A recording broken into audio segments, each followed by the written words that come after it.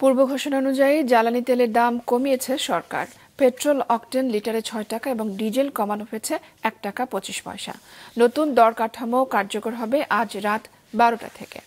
এর ফলে এখন থেকে প্রতি লিটার পেট্রোল কিনতে গ্রাহকদের গুনতে হবে ১২১ টাকা, আর অকটেন পাওয়া যাবে ১২৫ টাকায়। ১০৫ টাকা ২৫ পয়সায় পাওয়া যাবে প্রতি লিটার ডিজেল। সকালে এই বিষয়ে একটি প্রজ্ঞাপন জারি করেছে বিদ্যুৎ, জ্বালানি ও খনিজ সম্পদ মন্ত্রণালয়। খুলনার খালিশপুরে অবস্থিত নির্মাণাধীন Rupsa ৮০০ megawatt combined cycle power plant প্রকল্প পরিদর্শনের আগে অন্তর্বর্তী সরকারের বিদ্যুৎ, জ্বালানি এবং খনিজ সম্পদ উপদেষ্টা জানান, আন্তর্জাতিক বাজারের সাথে সামঞ্জস্য রেখে এমন দর নির্ধারণ করেছে সরকার। তিনি আরও জানান, বিগত সরকারের সময়ে জ্বালানি এবং বিদ্যুৎ খাতে অনিয়ম এবং দুর্নীতি অনুসন্ধানে একজন বিচারপতিকে প্রধান করে একটি তদন্ত কমিটি গঠন করার সিদ্ধান্ত নিয়েছে সরকার।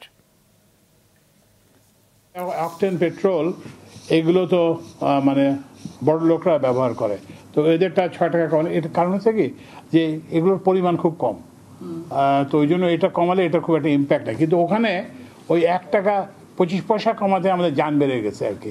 তো আমরা আরও চেষ্টা করব।